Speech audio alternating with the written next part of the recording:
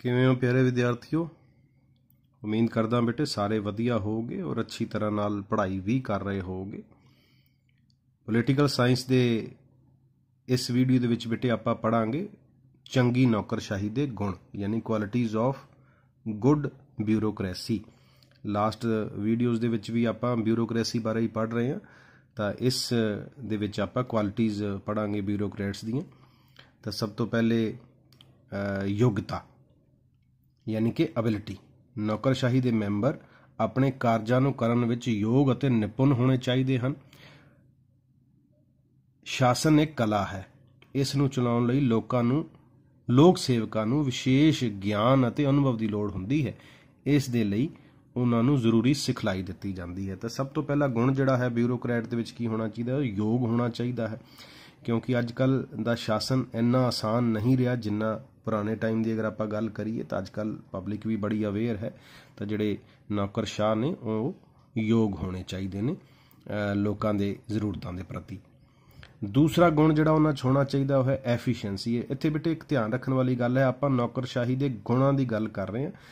हुण हुंदे ने कि नहीं ये गल अलग है, होने चाहिए ने आपां ये गल कर रहे हैं कि जो भी कोई ब्यूरोक्रेसी अपने देश विच या किसी भी देश विच काम करती है तो उन्होंने विच ये गुण होने चाहिए हैं। दूसरा जिहड़ा गुण की आपां गल करांगे वो कारज कुशलता यानी कि एफिशिएंसी होनी चाहिए। नौकरशाही के मैंबर अपने कारज नूं करन विच कुशल होने चाहिए हैं। उन्हां नूं अपने कारजां नूं करन दी पूरी जानकारी होनी चाहिए है। उन्हां नूं अपनी पूरी क्षमता का प्रयोग करते हुए अपनी जिम्मेवारियां नूं निभाउण दी आदत होनी चाहिए है। तीसरा जिहड़ा उन्हां च गुण होना चाहिए वो ओनैसटी का होना चाहिए, ईमानदारी का। यानी नौकरशाह ने ईमानदार होने चाहिए ने। उन्हां नूं बिना किसी डर या लालच के अपने कारजां नूं करना चाहिए है और भ्रष्ट नहीं होना चाहिए। ये नहीं है कि किसी काम दे विच वो लालच रखन कि सानूं आ चीज़ मिलेगी तो फिर असीं काम करना है। ऑनेस्ट होना चाहिए है। चौथी गुण जिहड़ी उन्हां च गुण होना चाहिए, चौथा निरपक्षता यानी कि न्यूट्रैलिटी होनी चाहिए। नौकरशाही के मैंबरां नूं पक्षपात रहित होना चाहिए है। उन्होंने सरगर्म राजनीति तो दूर रहना चाहिए है। उन्होंने वफादारी ते निष्ठा राज के प्रति होनी चाहिए, ना कि किसी विशेष राजनीतिक दल के प्रति या किसी खास संस्था या किसी प्रभावशाली व्यक्ति के प्रति। उन्होंने वफादारी ना होकर देश के प्रति यानी कि राज के प्रति होनी चाहिए और निरपक्षता नाल उन्होंने काम करना चाहिए है। अगला जिहड़ा गुण उन्हां च होना चाहिए वह है संवेदनशीलता यानी कि रिस्पोंसिवनेस। नौकरशाही के मैंबरां नूं जनता दीआं भावनावां दे प्रति संवेदनशील होना चाहिए है। उन्हां नूं लोकां दीआं मुश्किलां अते समस्यावां नूं जानन अते उन्हां नूं हल करन दी हर वेले कोशिश करनी चाहिए है। यानी कि फीलिंग्स नूं, पब्लिक फीलिंग जो है एक चीज़ नूं उसनूं समझना उन्हां लई बड़ा जरूरी है। जन सेवा की भावना सेंस ऑफ पीपल सर्विस उन्हां च होनी चाहिए है। उन्हां नूं अपने आप नूं जनता दे स्वामी नहीं सगों सेवक समझना चाहिए है। क्योंकि पब्लिक का राज है, जो डेमोक्रेसी है तो डेमोक्रेसी च लोगों का राज है, तो लोगों के राज नूं सही तरीके नाल चलाउण लई ही ब्यूरोक्रेट्स की भर्ती जिहड़ी है वो कीती जाती है। तो सेवक हुंदे ने, मालक नहीं। मालक आम पब्लिक हुंदी है। जनता की सेवा करना उन्हां दा उद्देश होना चाहिए है। अगली जिहड़ी गल आपां करांगे वो है अनुकूलता यानी कि अडैप्टेबिलिटी। नौकरशाही के मैंबरां विच अपने आप नूं परिस्थितियां दे अनुकूल बदलण की क्षमता होनी चाहिए है। उन्होंने लकीर दे फकीर ना बनते हुए लोगों दी समस्यावां नूं हल करने नवे नवे तरीके लभने चाहिए ने। यानी कि नवी इन्वेंशनस, नवे ज्ञान और नवीं खोजां दे नाल खुद नूं अपडेट रखण दी उन्होंने जरूरत हुंदी है, ना कि लकीर दे फकीर बने रहण दी। 8वीं अगली गल करांगे इनिशिएटिव लैण वाले होने चाहिए, यानी कि पहल कदमी करने वाले होने चाहिए ने। नौकरशाही के मैंबरां विच पहल कदमी का गुण होना चाहिए। उन्होंने नवीं नवीं चुनौतियों का सामना करने लई खुद पहल करनी चाहिए है।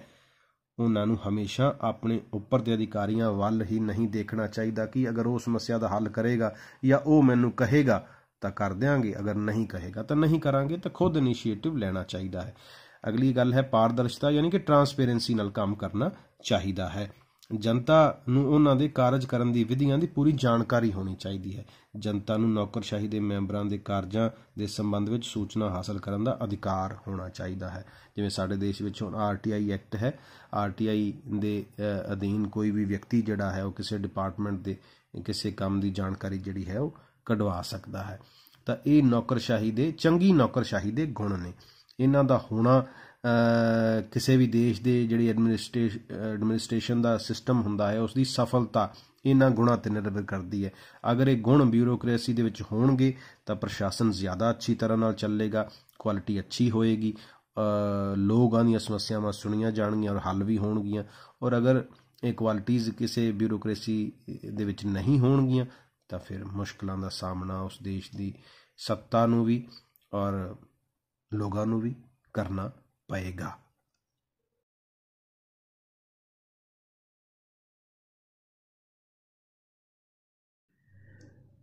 Qualities of a good bureaucracy ਆਪਾਂ ਪੜ੍ਹੀਆਂ। ਹੁਣ ਆਪਾਂ ਨਾਲ ਹੀ ਪੜ੍ਹ ਲੈਂਦੇ ਹਾਂ ਨੌਕਰਸ਼ਾਹੀ ਦੀਆਂ ਕਮਜ਼ੋਰੀਆਂ, ਨੁਕਸ। ਕੁਆਲਿਟੀਜ਼ ਦੇ ਵਿੱਚ ਆਪਾਂ ਗੱਲ ਕੀਤੀ ਸੀ ਕਿ ਉਹ ਓਨੈਸਟੀ, ਰਿਸਪੌਂਸਿਬਿਲਿਟੀ ਦੀ ਭਾਵਨਾ, ਸੰਵੇਦਨਸ਼ੀਲ ਹੋਣਾ, ਇਹ ਬਿਊਰੋਕਰੇਟਸੀ ਦੇ ਵਿੱਚ ਹੋਣਾ ਚਾਹੀਦਾ ਹੈ। ਯਾਨੀ ਬਿਊਰੋਕਰੈਟਸ ਜੋ ਨੌਕਰਸ਼ਾਹ ਕੰਮ ਕਰਦੇ ਨੇ ਜਨਤਾ ਦਾ, ਉਹਨਾਂ ਨੂੰ ਉਸ ਗੁਣਾਂ ਦਾ ਧਾਰੀ ਹੋਣਾ ਚਾਹੀਦਾ ਹੈ। ਲੇਕਿਨ ਅਕਸਰ ਐਸਾ ਹੁੰਦਾ ਨਹੀਂ। ਤਾਂ ਉਹ ਚੀਜ਼ਾਂ ਹੁੰਦੀਆਂ ਨੇ ਨੌਕਰਸ਼ਾਹੀ ਦੀਆਂ ਕਮਜ਼ੋਰੀਆਂ। ਯਾਨੀ ਜਿਹੜੀਆਂ ਗੱਲਾਂ ਆਪਾਂ ਗੁਣਾਂ ਦੇ ਵਿੱਚ ਪੜ੍ਹੀਆਂ ਨੇ, ਅਗਰ ਉਹ ਨਹੀਂ ਹੋਣਗੀਆਂ ਤੇ ਉਹੀ ਕਮਜ਼ੋਰੀਆਂ ਨੇ, ਯਾਨੀ ਉਹਨਾਂ ਨੂੰ ਦੇਖਣ ਦਾ ਨਜ਼ਰੀਆ ਬਦਲ ਜਾਏਗਾ।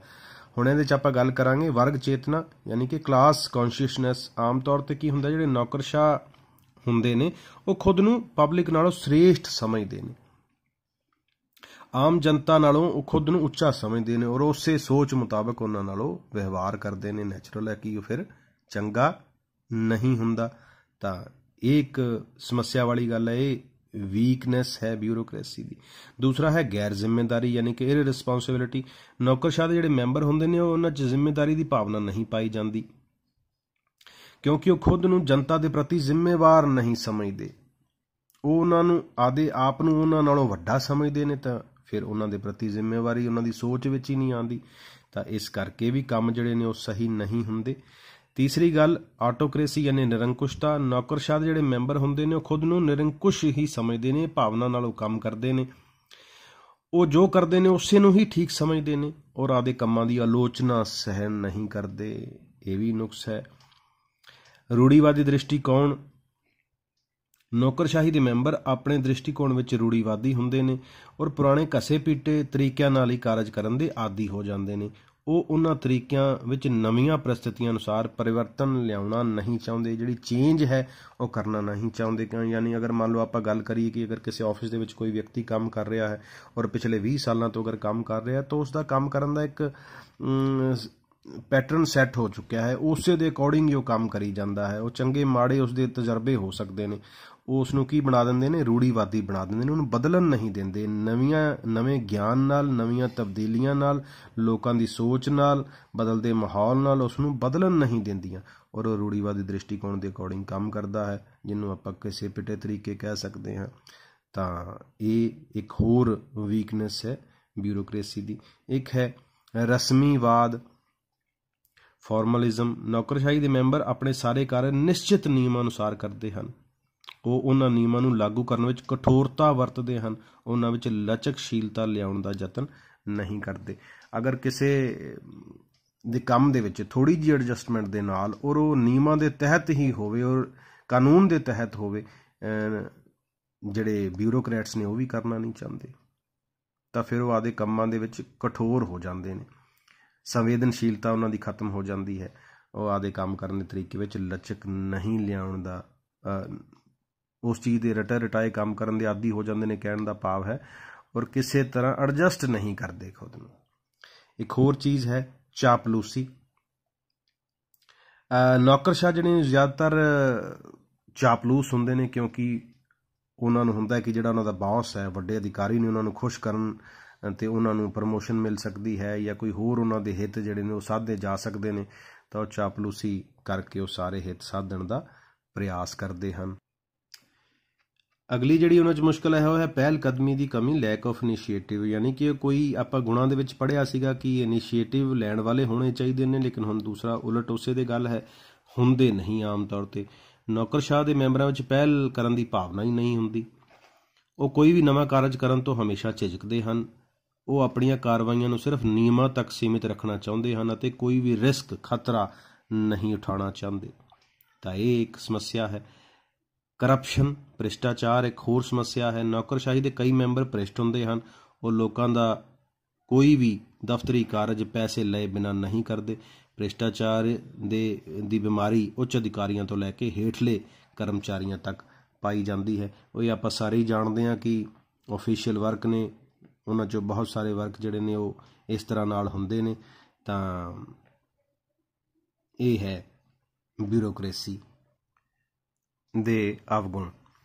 ਹੁਣ ਇੱਕ ਹੋਰ ਕਨਸੈਪਟ ਹੈ ਬਿਊਰੋਕਰੇਸੀ ਦਾ, ਉਹ ਹੈ ਵਚਨਬੱਧ ਨੌਕਰਸ਼ਾਹੀ, ਯਾਨੀ ਕਮਿਟਡ ਬਿਊਰੋਕਰੇਸੀ। ਹੁਣ ਕਮਿਟਡ ਬਿਊਰੋਕਰੇਸੀ ਕੀ ਹੁੰਦੀ ਹੈ? ਜਿਹੜੇ ਵਚਨਬੱਧ ਨੌਕਰਸ਼ਾਹੀ ਦੀ ਧਾਰਨਾ ਹੈ, ਇਹ ਨਿਰਪੱਖ ਨੌਕਰਸ਼ਾਹੀ ਦਾ ਜੋ ਇੱਕ ਪ੍ਰਿੰਸੀਪਲ ਹੈ, ਸਿਧਾਂਤ ਹੈ, ਉਸ ਦੇ ਉਲਟ ਹੈ। ਵਚਨਬੱਧ ਨੌਕਰਸ਼ਾਹੀ ਉਹ ਨੌਕਰਸ਼ਾਹੀ ਹੁੰਦੀ ਹੈ ਜਿਹੜੀ ਕਿਸੇ ਇੱਕ ਪੋਲੀਟੀਕਲ ਪਾਰਟੀ, ਰਾਜਨੀਤਿਕ ਦਲ ਦੀਆਂ ਨੀਤੀਆਂ ਦੇ ਪ੍ਰਤੀ ਵਚਨਬੱਧ ਹੁੰਦੀ ਹੈ। ਭਾਵ ਉਹ ਉਸ ਦਲ ਦੀਆਂ ਨੀਤੀਆਂ ਅਤੇ ਕਾਰਵਾਈਆਂ ਵਿੱਚ ਪੂਰਨ ਵਿਸ਼ਵਾਸ ਰੱਖਦੀ ਹੈ ਤੇ ਉਹਨਾਂ ਨੂੰ ਲਾਗੂ ਕਰਨ ਲਈ ਪੂਰਾ ਯਤਨ ਕਰਦੀ ਹੈ। ਨੌਕਰਸ਼ਾਹੀ ਦੇ ਮੈਂਬਰ ਵਿਭਿੰਨ ਰਾਜਨੀਤਿਕ ਦਲਾਂ ਦੇ ਮੈਂਬਰ ਇਸ ਸਿਸਟਮ ਦੇ ਵਿੱਚ ਬਣ ਜਾਂਦੇ ਨੇ ਔਰ ਉਹਨਾਂ ਦੀਆਂ ਬੈਠਕਾਂ ਅਤੇ ਹੋਰ ਕਾਰਵਾਈਆਂ ਵਿੱਚ ਹਿੱਸਾ ਲੈਂਦੇ ਹਨ।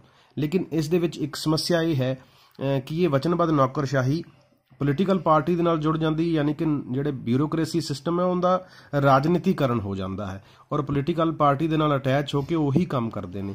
ਹੁਣ ਅਗਰ ਪੋਲੀਟੀਕਲ ਪਾਰਟੀ ਦੀ ਸਰਕਾਰ ਬਦਲ ਗਈ, ਯਾਨੀ ਕਿ ਉਹ ਪੋਲੀਟੀਕਲ ਪਾਰਟੀ ਜਿਹੜੀ ਹੈ ਉਸਦੀ ਸਰਕਾਰ ਬਦਲ ਗਈ ਔਰ ਅਗਲੀ ਪੋਲੀਟੀਕਲ ਪਾਰਟੀ ਦੀ ਸਰਕਾਰ ਆ ਗਈ, ਤਾਂ ਇਹਦੇ ਵਿੱਚ ਫਿਰ ਬੜੀ ਇੱਕ ਸਮੱਸਿਆ ਦਾ ਕੰਮ ਪੈਦਾ ਹੁੰਦਾ। ਜਿਹੜੀ ਨੌਕਰਸ਼ਾਹ ਨੇ ਉਹ ਖੁਦ ਨੂੰ ਐਡਜਸਟ ਨਹੀਂ ਕਰ ਸਕਦੇ, ਉਹਨਾਂ ਦੀਆਂ ਬਦਲੀਆਂ ਹੁੰਦੀਆਂ ਨੇ, ਤਬਾਦਲੇ ਹੁੰਦੇ ਨੇ, ਬੜਿਆਂ ਨੂੰ ਨੌਕਰੀਆਂ ਛੱਡਣੀਆਂ ਪੈ ਸਕਦੀਆਂ ਨੇ ਔਰ ਖੁਦ ਨੂੰ ਅਸੁਰੱਖਿਅਤ ਮਹਿਸੂਸ ਉਹ ਕਰਦੇ ਨੇ। ਭਾਰਤ ਵਿੱਚ ਵਚਨਬੱਧ ਨੌਕਰਸ਼ਾਹੀ ਦਾ ਵਿਚਾਰ ਜਿਹੜਾ ਹੈ ਉਹ ਪ੍ਰਧਾਨ ਮੰਤਰੀ ਸ਼੍ਰੀਮਤੀ ਇੰਦਰਾ ਗਾਂਧੀ ਦੇ ਸ਼ਾਸਨ ਕਾਲ ਵਿੱਚ ਪੈਦਾ ਹੋਇਆ ਸੀ, ਜਦੋਂ ਖਾਸ ਕਰ ਐਮਰਜੈਂਸੀ ਦਾ ਸਮਾਂ ਸੀ। ਸ਼੍ਰੀਮਤੀ ਗਾਂਧੀ ਦਾ ਕਹਿਣਾ ਸੀ ਕਿ ਸਿਰਫ ਵਚਨਬੱਧ ਨੌਕਰਸ਼ਾਹੀ ਦੀ ਹੀ ਦੇਸ਼ ਵਿੱਚ 5 ਸਾਲਾ ਯੋਜਨਾਵਾਂ ਦੇ ਅਧੀਨ ਆਰਥਿਕ, ਸਮਾਜਿਕ ਪਰਿਵਰਤਨਾਂ ਅਤੇ ਪ੍ਰਗਤੀਸ਼ੀਲ ਕਾਨੂੰਨਾਂ ਨੂੰ ਲਾਗੂ ਕਰਨ ਵਿੱਚ ਸਮਰੱਥ ਹੋ ਸਕਦੀ ਹੈ। ਇਸ ਨਾਲ ਨੌਕਰਸ਼ਾਹੀ ਦਾ ਬਹੁਤ ਰਾਜਨੀਤੀਕਰਨ ਹੋ ਗਿਆ ਸੀ। ਤਾਂ ਇਹ ਹੈ ਵਚਨਬੱਧ ਜਾਂ ਕਮਿਟਡ ਬਿਊਰੋਕਰੇਸੀ ਦੀ ਇੱਕ ਕਨਸੈਪਟ। ਤਾਂ ਅੱਜ ਦੀ ਇਸ ਵੀਡੀਓ ਦੇ ਵਿੱਚ ਬੇਟੇ ਆਪਾਂ ਇੰਨਾ ਹੀ ਕਰਾਂਗੇ। ਉਮੀਦ ਹੈ ਤੁਹਾਨੂੰ ਸਾਰਿਆਂ ਨੂੰ ਇਹ ਵੀਡੀਓ ਅੱਛੀ ਲੱਗੀ ਹੋਏਗੀ, ਤਾਂ ਜ਼ਰੂਰ ਇਸ ਨੂੰ ਲਾਈਕ ਕਰਨਾ ਔਰ ਕਮੈਂਟ ਸੈਕਸ਼ਨ ਦੇ ਵਿੱਚ ਅਗਰ ਕੋਈ ਚੀਜ਼ ਰਹਿ ਗਈ ਹੈ ਜਾਂ ਕੋਈ ਚੀਜ਼ ਅੱਛੀ ਲੱਗੀ ਹੈ ਤਾਂ ਉਸ ਨੂੰ ਜ਼ਰੂਰ ਦੱਸਣਾ। Thank you.